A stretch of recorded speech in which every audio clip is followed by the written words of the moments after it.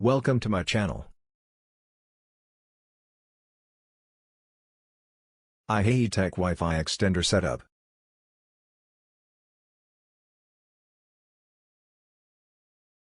Plug the extender into an outlet near your router. Connect to the extender's network, iHEY 2G/5G.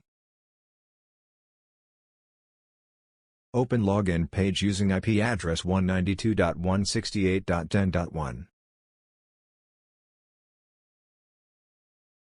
Create a management password.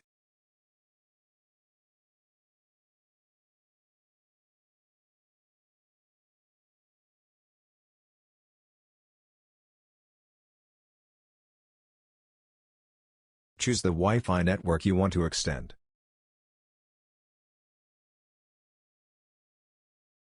Input your router's password.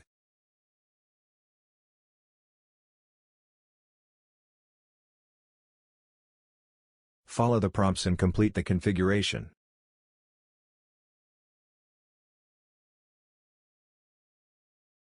Unplug the extender and move it halfway between the router and area with no Wi-Fi.